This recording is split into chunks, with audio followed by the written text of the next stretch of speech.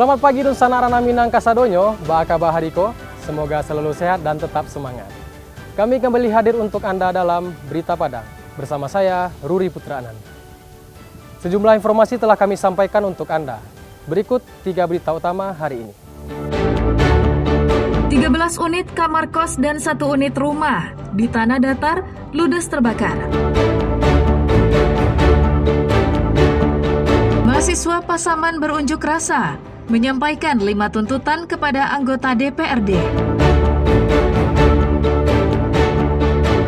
Peringatan Maulid Nabi, ratusan santri di Pasaman Barat bagi-bagi makanan gratis ke pengendara.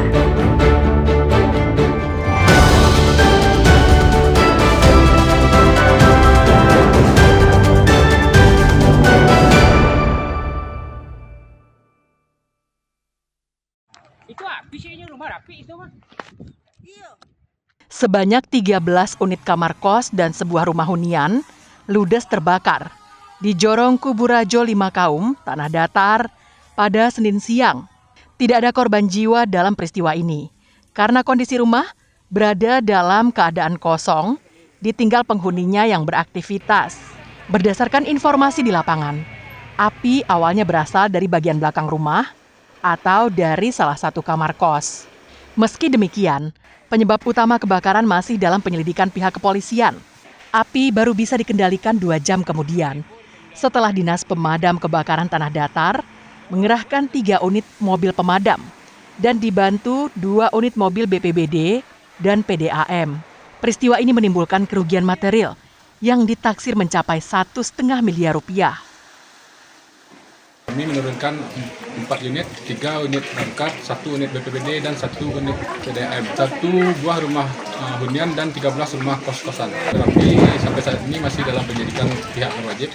Perkiraan kerugian sekitar 1,5 M.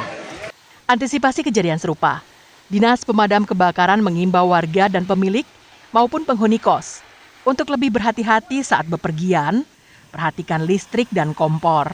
Selain itu, pemilik kos-kosan juga diminta untuk menyediakan racun api. Sri Louis melaporkan dari Tanah Datar.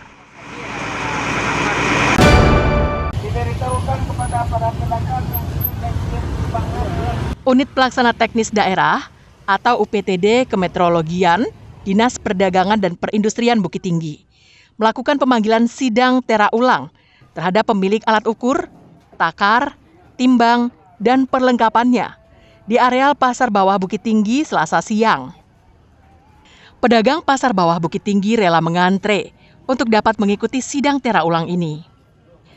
Tim UPTD melakukan tera ulang terhadap alat ukur, takar, timbang, dan perlengkapannya, atau lebih dikenal dengan nama STU UTTP. Tera ulang dilaksanakan secara berkala setiap tahun oleh UPTD.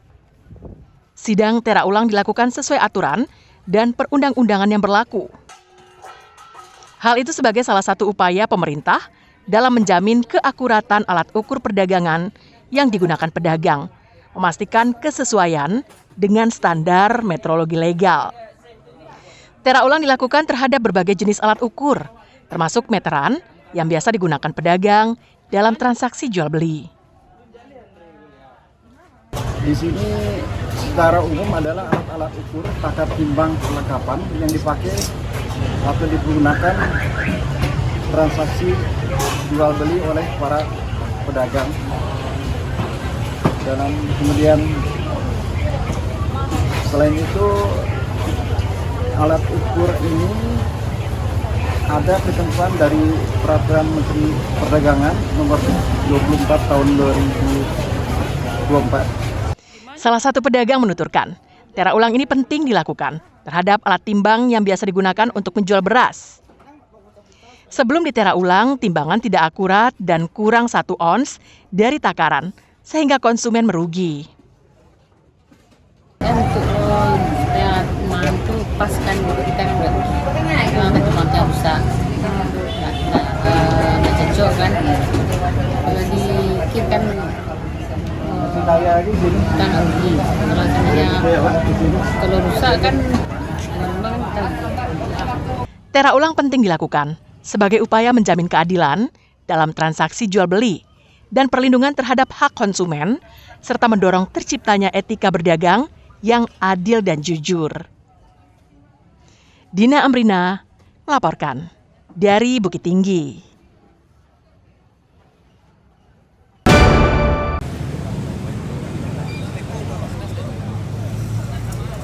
Pemerintah pusat bakal membangun kembali Pasar Blok Barat, pusat pertokoan Payakumbuh yang terbakar beberapa waktu lalu pada tahun 2026 mendatang. Pembangunan itu nantinya akan dibiayai melalui anggaran pendapatan dan belanja negara tahun 2026. Kementerian Pekerjaan Umum juga akan datang ke Payakumbuh untuk melihat dan berkoordinasi dengan pemerintah Kota Payakumbuh. Menurut anggota DPR RI yang meninjau kondisi Pasar Payakumbuh, pembangunan ulang itu tak bisa serta-merta dilakukan. Pasalnya, tanah tempat pertokoan itu ternyata milik ulayat dan belum menjadi aset pemerintah Kota Payakumbuh. Padahal, salah satu syaratnya adalah pemerintah akan membangun jika sertifikat tanahnya atas nama pemerintah Kota Payakumbuh. Pasar Payakumbuh ini ternyata tanahnya masih milik ulayat. Nah, untuk intervensi pemerintah pusat melalui APBN, tanahnya harus milik pemerintah Kota Payakumbuh. Sementara itu, salah seorang pedagang berharap mendapatkan bantuan modal untuk berjualan. Karena sejak pasar terbakar, mereka kesulitan untuk berdagang karena kehabisan modal. Pedagang juga berharap relokasi Pasar Blok Barat, pusat pertokoan Payakumbuh, dapat segera dilakukan agar para pedagang dapat berjualan kembali. Relokasi kalau dapat secepatnya. Kalau untuk sekarang kami berharap bantuan itu diberikan kepada kami bisa untuk beli barang untuk yang dijual kembali gitu. Kebakaran Blok Barat Pasar Payakumbuh terjadi pada tanggal 26 Agustus lalu, menyebabkan ratusan toko ludes menjadi arang. Sampai sekarang, penyebab kebakaran belum diungkap oleh polisi. Ikhlasul Ihsan melaporkan dari Payakumbuh.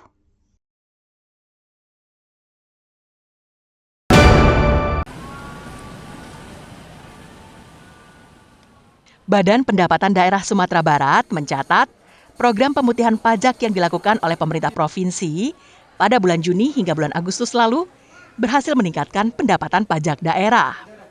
Tingginya kesadaran masyarakat untuk membayar pajak kendaraan membuat Pemprov Sumbar memperpanjang program kebijakan pemutihan pajak hingga tanggal 30 September 2025 mendatang.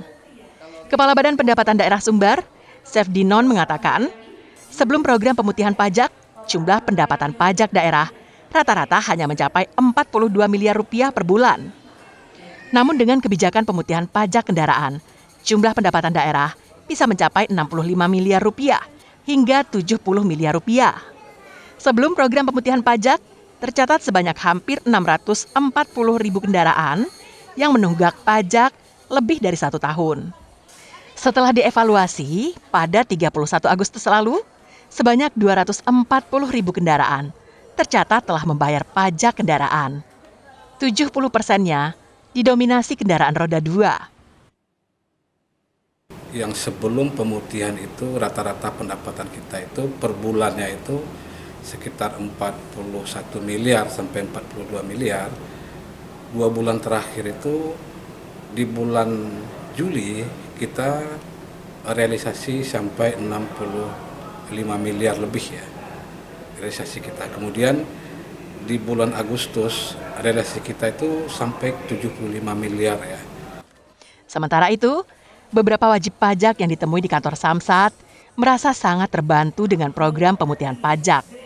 Seorang warga Pauh mengatakan, sepeda motor satu-satunya yang dimiliki telah mati pajak selama 6 tahun.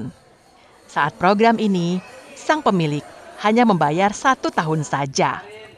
Warga merasa puas dengan program pemutihan pajak, pasalnya selama ini mereka tidak bisa membayar pajak karena ketiadaan biaya. Harapan saya agar setiap tahun diadakan pemutihan agar bisa dibantu. Kalau untuk pelayanan gimana, Bu? Pelayanan supaya lebih ditingkatkan pelayanan. Sejauh ini pelayanan di sini Bu rasakan gimana? Sulit atau gimana? Sangat tidak sulit. Lancar gitu ya, Bu ya? Ibu bayar kendaraan apa?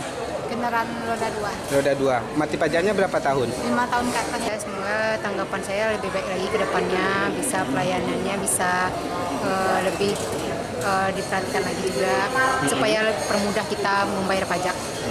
Sejauh ini untuk bayar pajak di sini sulit atau gimana, Bu? Alhamdulillah lancar-lancar aja. Lancar Semuanya aja. pelayanannya bagus. Alhamdulillahnya lancar. Tapi lebih ditingkatkan gitu Iya, ya? lebih ditingkatkan lagi aja. Ibu bayar kendaraan roda 2, roda 4? Roda 4. Warga berharap program semacam ini rutin digelar oleh pemerintah provinsi karena sangat membantu perekonomian masyarakat yang sedang susah. Robiham melaporkan dari Padang.